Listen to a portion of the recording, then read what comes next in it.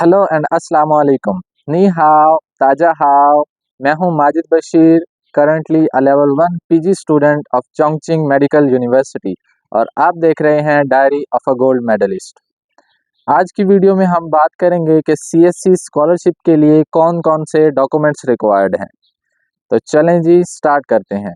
Number 1 आपका passport और passport वो वाला जिसकी कम से कम 6 माह मुद्दत अभी पड़ी हो at the time of apply.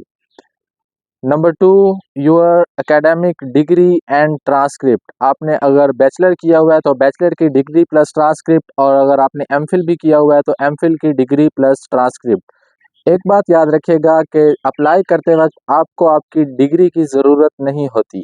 Like in case अगर आपकी अभी डिग्री पेंडिंग है, डिग्री नहीं मिली और आपने रिजल्ट वगैरह आ गया है, सब कुछ फाइनलाइज हो चुका है, तो आप अपने प्रोविजनल सर्टिफिकेट या जिसे होप सर्टिफिकेट भी कहते हैं, जो कि आपको आपकी यूनिवर्सिटी से मिलता है, आप उस पर भी अप्लाई कर सकते हैं। But at the time of admission जब अप्लाई हो जाता है, उसके बाद जब आपका एडमिशन वगैरह के मामला हो चुके होते हैं, तो चाइना आने के लिए आपके पास आपकी जो लास्ट डिग्री है वो इन हैंड होनी चाहिए। Number 3 at least 2 recommendation letters. अब रिकमेंडेशन लेटर्स क्या होते हैं? ये बेसिकली एक डॉक्यूमेंट होता है जो आप अपनी यूनिवर्सिटी के आइदर एसोसिएट प्रोफेसर या फिर प्रोफेसर से लेते हैं।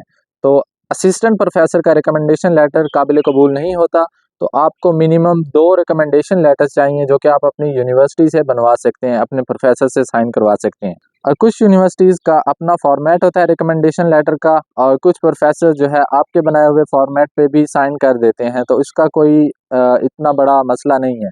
बट कीप इन माइंड कि आपका जो रिकमेंडेशन लेटर आप साइन करवाएं उस पे प्रोफेसर की साइन प्लस स्टैंप दोनों चीज़ें होनी चाहिए, और उसका फ़ोन नंबर, ईमेल वगैरह तमाम मामलात, और जो भी आप फॉर्मेट यूज़ करें वो एक वैलिड और इंटरनेशनली एक्सेप्टेबल फॉर्मेट हो। Number 4 is your English proficiency certificate. ये बेसिकली एक सर्टिफिकेट होता है जो कि ज़ाहिर करता है कि आपकी जो लास्ट डिग्री थी वो आपको इंग्लिश में पढ़ाई गई थी। इन केस आपके पास आईएलटीएस या टोफल या ओईटी नहीं है, तो आप इस सर्टिफिकेट को, इंग्लिश प्रोफिशिएंसी सर्टिफिकेट को, इस चीज़ का अल्टरनेट इस्तेमाल कर सकते हैं। ये भी आपको आपकी यूनिवर्सिटी से ही मिलता है।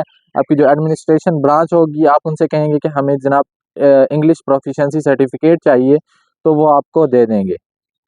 नंबर 5 फॉरेन फिजिकल एग्जामिनेशन, या फिर आपका जो मेडिकल फॉर्म होगा या फिटनेस फॉर्म होगा वो आपको चाहिए। ये आप सिंपल गूगल पर लिखेंगे कि सीएससी फॉरेन फिजिकल एग्जामिनेशन, तो चाइना का एक ऑलरेडी पब्लिश्ड फॉर्म है सीएससी स्कॉलरशिप के लिए। वो 2 पेजेस का फॉर्म है, आपने उसको डाउनलोड करना है। आप उसे अपने कंप्यूटर में वर्ड में भी फिल कर सकते हैं और प्रिंट करके अपने हाथ से भी फिल कर सकते हैं। फिल करने के बाद आपने उसके ऊपर जो भी अपनी रिक्वायर्ड इन्फॉर्मेशन होगी वो डाल के किसी भी डीएचक्यू या फिर टीएचक्यू सरकारी डॉक्टर यानी कि मेडिकल ऑफिसर से उस पर साइन एंड स्टैम्प करवाना है। इसमें है कि आपका जो मेडिकल फिटनेस सर्टिफिकेट होगा या वो जो फॉर्म होगा उस पे मेडिकल ऑफिसर की साइन प्लस स्टैम्प होनी चाहिए दूसरे पेज पे, और पहले पेज पे जो आपकी फ़ोटो लगी हुई होगी उसके ऊपर भी उसकी स्टैम्प होना लाजमी है। आधी स्टैम्प फ़ोटो के ऊपर और आधी जो है ना सफ़ेद पेज के ऊपर होगी, और इस तरह आपका वो जो फिटनेस सर्टिफिकेट होगा वो भी एक्सेप्टेबल हो जाएगा। और छठे नंबर पे है आपका नॉन क्रिमिनल रिकॉर्ड, या जिसे आप पुलिस क्लियरेंस सर्टिफिकेट भी कहते हैं, ये भी आपको चाहिए होता है। और इसकी जो मियाद होती है पुलिस क्लियरेंस सर्टिफिकेट जब आप बनवाते हैं तो ये 6 माह के लिए वैलिड होता है। तो at the time of apply अगर आप अभी बनवाते हैं तो आपको एक अब बनवाना पड़ेगा, और जब आप चाइना जाते हैं तो उस वक्त 6 माह गुजर चुके होते हैं, तो उस वक्त आपको एक न्यू पुलिस क्लियरेंस सर्टिफिकेट बनवाना पड़ता है। ये बनेगा जी आपके पुलिस खिदमत मरकज़ से, जो कि आजकल हर तहसील और ज़िले में अमूमी तौर पे पाए जाते हैं। आप सिंपल उनके पास जाएंगे और उन्हें कहेंगे कि हमें जी पुलिस क्लियरेंस सर्टिफिकेट चाहिए और बैरून मुल्क के लिए चाहिए, तो वो वहाँ पे आप उन्हें बताएंगे कि हमें चाइना के लिए चाहिए, तो वो फिर आप उसकी कोई 200-400 फीस है, और 2 से 3 दिन के अंदर वो आपको मिल जाता है। ये इसलिए ज़रूरी है ताकि सीएससी वालों को पता चले कि आपने कोई वारदात नहीं की हुई। एंड देन नंबर 7 आपको चाहिए आपकी एक एकेडमिक सीवी। अब इसमें समझने की बात यह है कि एक एकेडमिक सीवी और एक प्रोफेशनल सीवी में बहुत फ़र्क होता है। यहाँ पे स्कॉलरशिप के लिए आपको एकेडमिक सीवी चाहिए, और इसके लिए सबसे जो बेस्ट फॉर्मेट है वो है यूरोपास फॉर्मेट। आप उसमें अपनी सीवी बनाएं और क्योंकि ये बहुत मुख्तलिफ होती है जब आप एक सीवी जो कि अपनी जॉब के लिए बनाते हैं, उससे ये बहुत ज़्यादा मुख्तलिफ है, क्योंकि जॉब के लिए आपने अपने तमाम प्रैक्टिकल स्किल्स उनको बताना होते हैं ताकि आपको जॉब मिल सके, और स्कॉलरशिप के लिए आपने अपने तमाम रिसर्च स्किल्स, सॉफ्ट स्किल्स और एजुकेशनल स्किल्स को हाईलाइट करना होता है ताकि आपको आसानी से स्कॉलरशिप मिल सके। नंबर 8 पे है आपका रिसर्च प्रपोजल या फिर स्टडी प्लान। अगर आप यहाँ एमफिल के लिए अप्लाई कर रहे हैं तो आपको चाहिए होगा एक स्टडी प्लान, और अगर आप पीएचडी के लिए अप्लाई कर रहे हैं तो आपको चाहिए होगा एक फॉर्मल रिसर्च प्रपोजल। अब इन दोनों में जो डिफरेंस है वो बेसिकली ये है कि आपका ये जो स्टडी प्लान होता है, इसमें आप जनरल सा अपना एजुकेशनल बैकग्राउंड लिखते होते हैं, और उसके बाद ये बताते होते हैं कि मैं इस डिग्री के लिए, इस सब्जेक्ट के लिए अप्लाई करना चाहता हूँ। सिंपल आपके फ्यूचर प्लान्स होते हैं और कोई इतना खासा मुश्किल नहीं होता है। मैक्सिमम इसके लिए वर्ड्स की लिमिट होती है 800, और 2 से 3 पेजेस का इनफ होता है। जबकि पीएचडी के लिए अप्लाई करने के लिए आपको एक कंप्लीट रिसर्च प्रपोजल चाहिए होता है। उसमें आपका जो है ना तमाम लिटरेचर रिव्यू भी होता है, और आपका प्रपोज्ड स्टडी प्लान वो भी इसी के अंदर शामिल हो जाता है, और प्लस आपका जो सब्जेक्ट है जिसमें आप अप्लाई कर रहे हैं उसका जो टॉपिक होगा जिसके ऊपर आप रिसर्च करना चाहते हैं, वो सारी मेथोडोलॉजीज, प्रोसेसेस और फिर आउटकम, वो तमाम भी आपके रिसर्च प्रपोजल में शामिल होते हैं।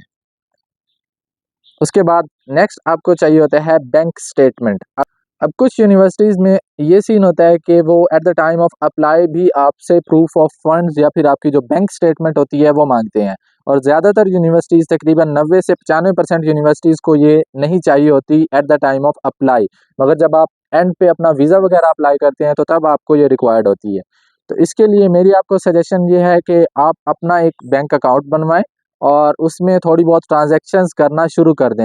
तो इस तरह जब आपका वीज़े का टाइम आएगा अप्लाई करने का, तो उस वक़्त आपकी एक वेल फर्निश्ड और लंबी चौड़ी जो बैंक स्टेटमेंट होगी वो बन चुकी होगी। इसमें अगर आप अपना बैंक अकाउंट नहीं बनवाना चाहते, मैं यही प्रेफ़र करूँगा कि आप अपना ही बैंक अकाउंट बनवाएँ। तो इन केस अगर आप अपना बैंक अकाउंट नहीं बनवाना चाहते तो आप अपने वालिद, वालदा या किसी भी ब्लड रिलेशन की बैंक स्टेटमेंट भी यूज़ कर सकते हैं। लेकिन इसके लिए आपको फिर नादरा से अपना फैमिली सर्टिफिकेट भी बनवाना पड़ता है, और उस बंदे का जिसकी आप बैंक स्टेटमेंट यूज़ कर रहे होते हैं उसका एक एफिडेविट भी रिक्वायर्ड होता है।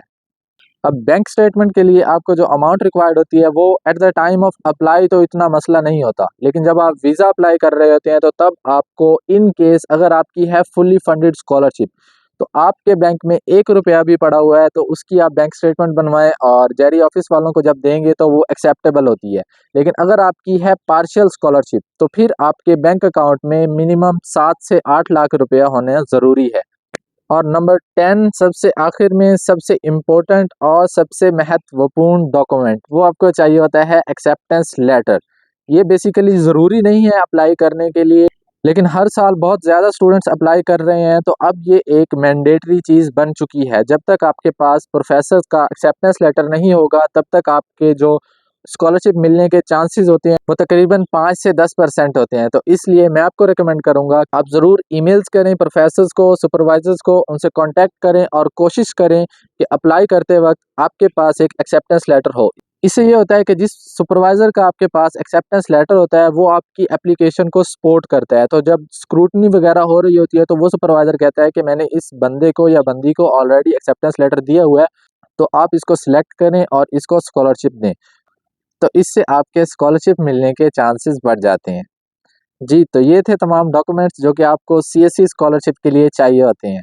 और इसके मुतालिक अगर आपका कोई क्वेश्चन है, अगर कोई क्वेरी है तो आप कमेंट सेक्शन में मुझसे पूछ सकते हैं। और until we meet next time, bye bye, Zahid जान, अल्लाह हाफ़िज़।